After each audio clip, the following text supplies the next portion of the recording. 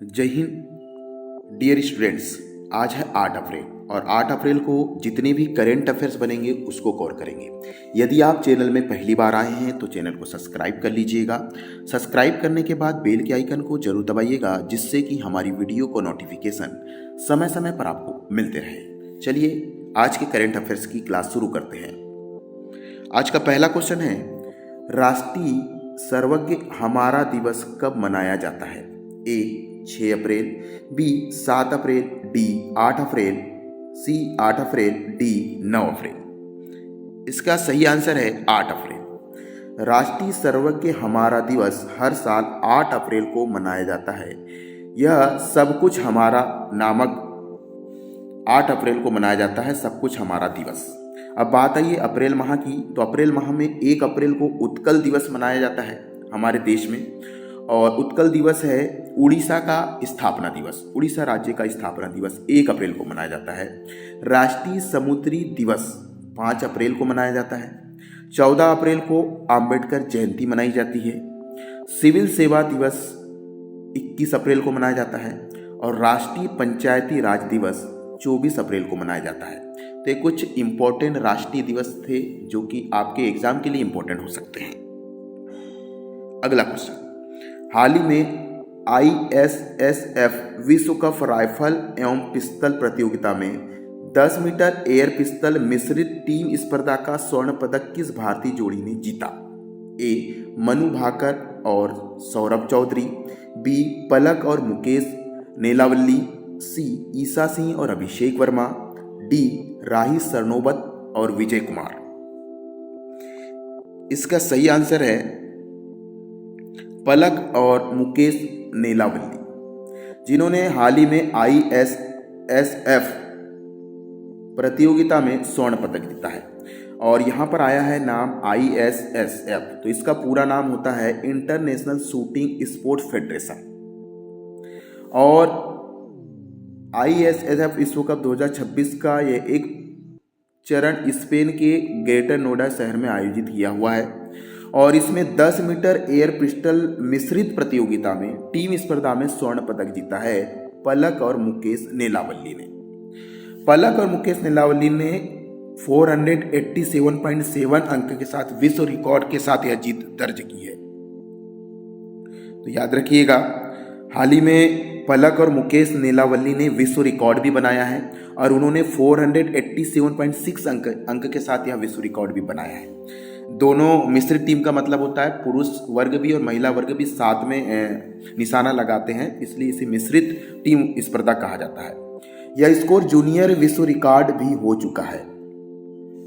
Final में भारत ने चीन को हराकर यह स्वर्ण पदक जीता है। याद रखिएगा, फाइनल में इन दोनों ने किसको हराया था? चीन के खिलाड़ियों को हराया था। और ये कौन सी प्रतियोगिता में यह स्वर्ण पदक जीता है? क्योंकि पिस्तल की बहुत ज़्यादा प्रतियोगिताएं होती है, तो उसमें 10 मीटर एयर पिस्तल प्रतियोगिता में इन्होंने स्वर्ण पदक जीता है। याद रखिएगा, इसमें एक पुरुष और एक महिला खिलाड़ी शामिल होते हैं।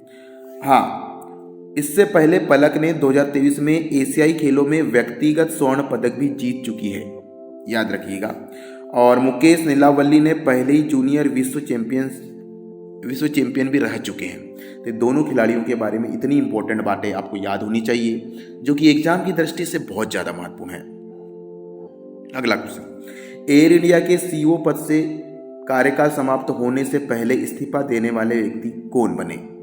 ए Alan Joyce, B Campbell Wilson, C Gopal Vitthal, D Ajay Singh. इसका सही आंसर है कैंपबेल विल्सन। चित्र में आप देख सकते हैं, एयर इंडिया के CEO कैंपबेल विल्सन ने जुलाई 2027 से पहले ही पद से इस्तीफा दे दिया है और कैंपबेल विल्सन को 2022 में 5 वर्ष के अनुबंधन पर एयर इंडिया का CEO नियुक्त किया गया है। एयर इंडिया का अधिग्रहण टाटा समूह ने जनवरी 2022 में ही कर लिया था। अब विल्सन पहले स्कूट एयरलाइंस के CEO थे, इस चीज याद रखिएगा। और स्कूट कहाँ की एयरलाइंस है? तो सिंगापुर की कम लागत वाली सहायक कंपनी है। चलिएगा, अब कुछ महत्वपूर्ण इस्तीफा देख लेते हैं जो कि एग्जाम की दृष्टि से बहुत ज़्यादा इंपॉर्टेंट हो सकता है। पहला, वर्ल्ड इकोनॉमिक फोरम WEF के अध्यक्ष एवं CEO पद से इस्तीफा दिया है हाल ही में बोर्गे ब्रेडे ने, और किसी विवाद के कारण उन्होंने इस्तीफा दे दिया है। और हाल ही में इटालियन फुटबॉल फेडरेशन के अध्यक्ष पद से इस्तीफा दिया है गैब्रिएले ग्राविना ने। और इटली टीम के लगातार फीफा विश्व कप में क्वालिफाई न करने के कारण उन्होंने इस्तीफा दिया है। हाँ, इटली की राष्ट्रीय फुटबॉल टीम के डेलीगेशन प्रमुख के रूप में इस्तीफा दिया है जियान लुइगी बुफोन, जो कि इटली के राष्ट्रीय फुटबॉल टीम के डेलीगेशन प्रमुख के रूप में इस्तीफा दिया है। क्यों दिया है? क्योंकि विश्व कप में क्वालिफाई नहीं कर रही थी टीम, इसलिए दोनों अधिकारियों ने इस्तीफा दे दिया है। हाल ही में अमीनुल इस्लाम बुलबुल ने बांग्लादेश क्रिकेट बोर्ड के अध्यक्ष पद से इस्तीफा दे दिया है, या हटाया गया होगा जैसा भी, लेकिन इस्तीफा दे दिया है अनीमुल इस्लाम बुलबुल ने। और ये T20 विश्व कप विवाद के चलते ऐसा हुआ है।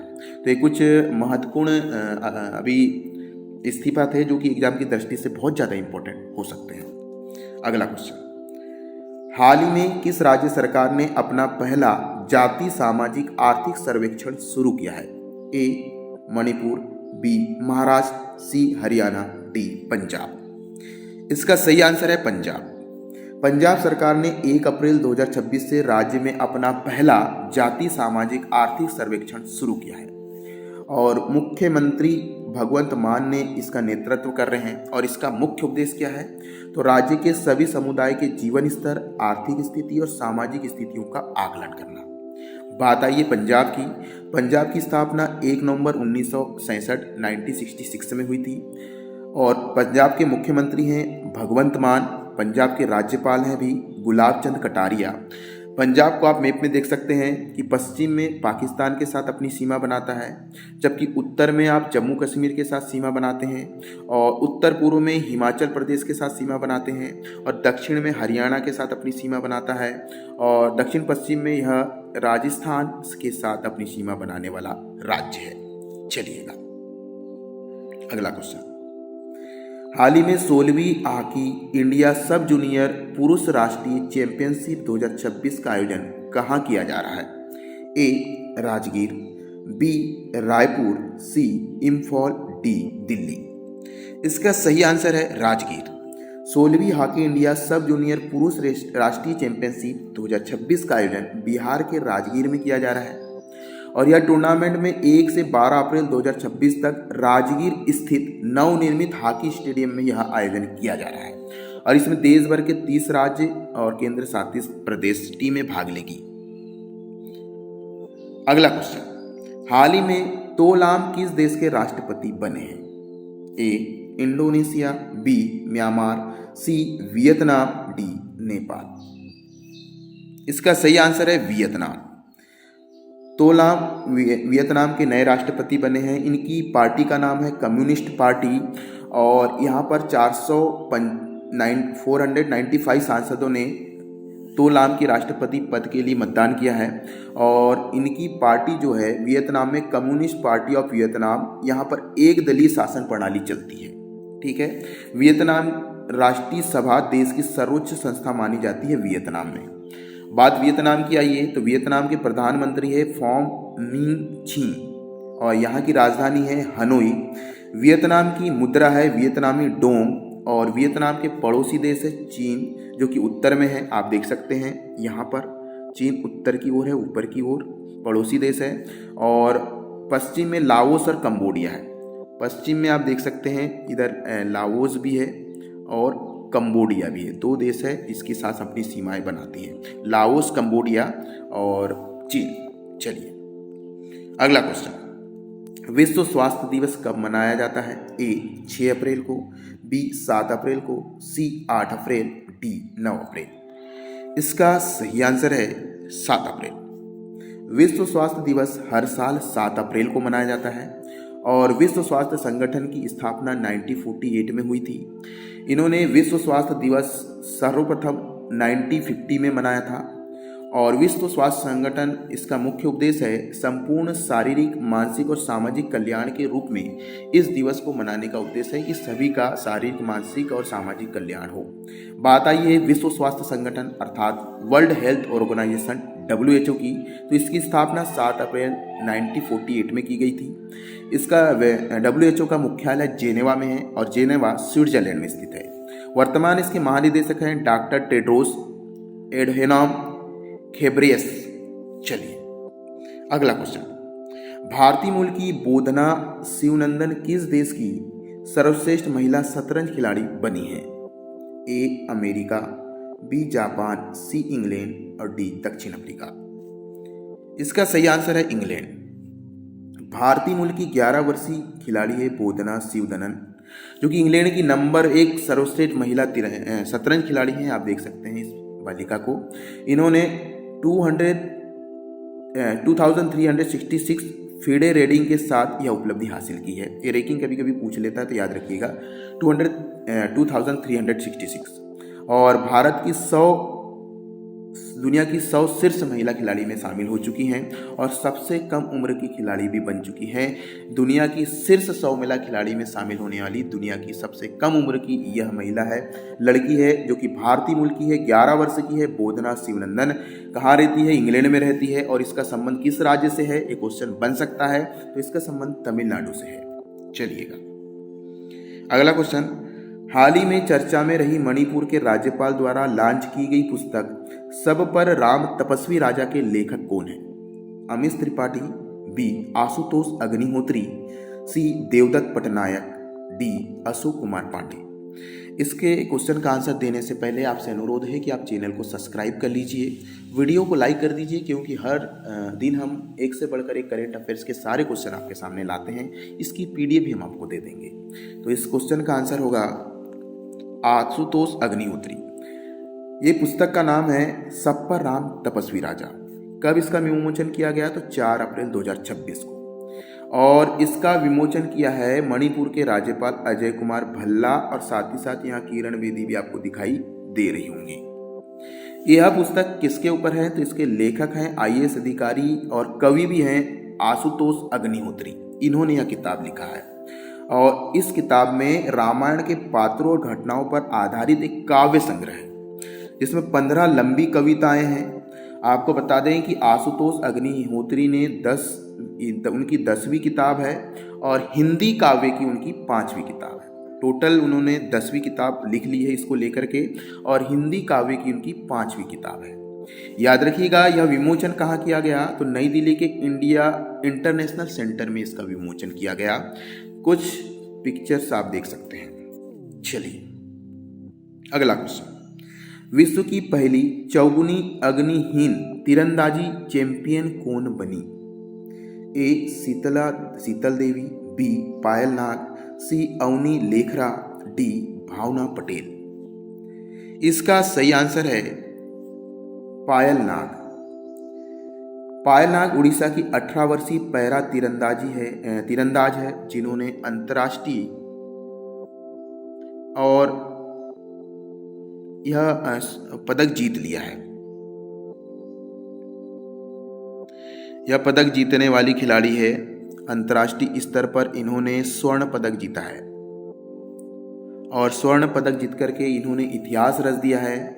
विश्व की पहली चौगुनी अंगहीन तीरंदाज है। यहाँ एक शब्द आया है चौगुनी अंगहीन। चौगुनी का मतलब होता है कि ये दोनों पैर और दोनों हाथ से विकलांग है, ठीक। और इन्होंने 2026 विश्व पैरा तीरंदाजी सीरीज में स्वर्ण पदक जीतकर इतिहास रच दिया है। और यह प्रतियोगिता कहाँ पर आयोजित हुई है, यह क्वेश्चन बन सकता है। तो यह प्रतियोगिता बैंकॉक में आयोजित हुई, और बैंकॉक कहाँ पर है? तो थाईलैंड में है। पायल नाग ने अपने पहले ही अंतर्राष्ट्रीय टूर्नामेंट में स्वर्ण पदक जीतकर इतिहास रच दिया है। उनका यह पहला टूर्नामेंट था। याद रखिएगा, फाइनल में उन्होंने भारतीय तीरंदाज शीतल देवी को ही हरा है, जो कि भारत की है। शीतल देवी को हराकर, और कितने पॉइंट से हरा है? तो 139 से 136 पॉइंट से पायल नाग ने अपने ही देश की शीतल देवी को हराया है। और पायल नाग कहाँ की रहने वाली है, तो उड़ीसा के बलांगीर जिले की रहने वाली है। और इनके दोनों हाथ और दोनों पैर से विकलांग है और इनका बिजली का झटका लग गया था इसलिए विकलांग हो गई। इनके कोच है कुलदीप कुमार वेदवान, जिन्होंने इनकी प्रतिभा को समझा और प्रशिक्षण दिया। याद रखिएगा इन्होंने प्रशिक्षण कहाँ लिया, तो माता वैष्णव देवी श्राइंग तीरंदाजी अकादमी कटरा में इन्होंने प्रशिक्षण दिया है। इनके कोच का नाम है कुलदीप कुमार वेदवान। चलिए अगला क्वेश्चन। उत्तर प्रदेश की दिव्या सिंह ने ऐतिहासिक उपलब्धि हासिल करते हुए साइकिल से किस स्थान तक मात्र 14 दिनों में पहुंचकर रिकॉर्ड बनाया है? A Annapurna base camp, B Everest base camp, C Kangchenjunga base camp, D Nanda Devi शिखर। इसका सही आंसर है एवरेस्ट बेस कैंप। चित्र में आप देख सकते हैं उत्तर प्रदेश की यह लड़की है दिव्या सिंह, जिन्होंने साइकिल से काठमांडू से शुरुआत की थी और एवरेस्ट बेस कैंप तक 14 दिनों में यात्रा पूरी कर ली। ये रोज लगभग 10 से 12 घंटे साइकिल चलाती थी और ऊंचाई बढ़ने के साथ साथ इसमें एल्टीट्यूड सिकनेस का भी खतरा बढ़ जाता है, लेकिन इन्होंने हौसला किया और 14 दिनों में यात्रा पूरी कर ली। याद रखिएगा एवरेस्ट बेस कैंप नेपाल के हिमालयी क्षेत्र में स्थित है और लगभग 5364 मीटर की ऊंचाई पर स्थित है। चलिए अगला क्वेश्चन। हाल ही में नरेंद्र भूषण किस विभाग के सचिव बने? ए खेल मंत्रालय, बी कृषि मंत्रालय, सी खनिज मंत्रालय, डी भूमि संसाधन विभाग। इसका सही आंसर है भूमि संसाधन विभाग। चित्र में आप देख सकते हैं भारतीय प्रशासनिक सेवा आईएएस के वरिष्ठ अधिकारी हैं श्री नरेंद्र भूषण, जो कि 6 अप्रैल 2026 को भूमि संसाधन विभाग के सचिव पद का कार्यभार संभाला और ये उत्तर प्रदेश कैडर के 92 के बैच के आईएएस अधिकारी हैं।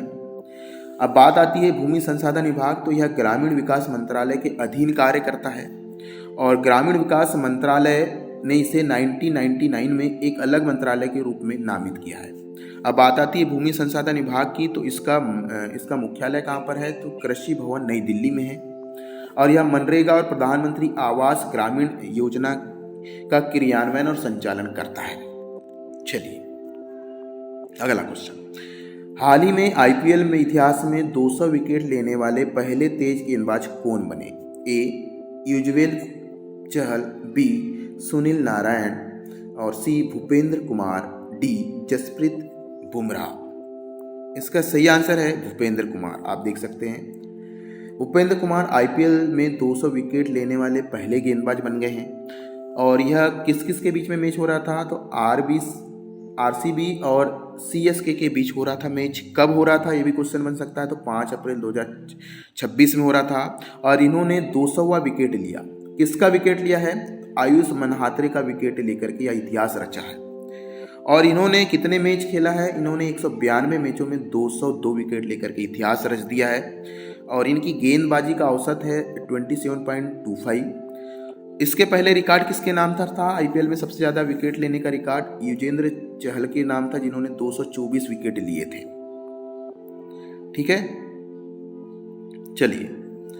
और सुनील नारायण ने 123 विकेट के सर्वकालिक सूची में तीसरे स्थान पर हैं। ये आंकड़ा थोड़ा गड़बड़ रख रहा है, मैं इसको क्लियर कर दूंगा। युजवेंद्र चहल ने कितने विकेट लिए थे इसको थोड़ा कंप्लीट कर लूँगा, लेकिन याद रखिएगा भुवनेश्वर कुमार ने सबसे ज़्यादा विकेट लिए हैं। और इन्होंने याद रखिएगा यह मैच कहाँ खेला गया, तो चिन्नास्वामी स्टेडियम बेंगलुरु में खेला गया।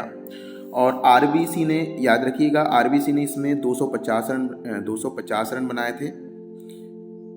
हाँ, आईपीएल की शुरुआत कब से हुई है, तो 2008 से बीसीसीआई द्वारा की जा रही है।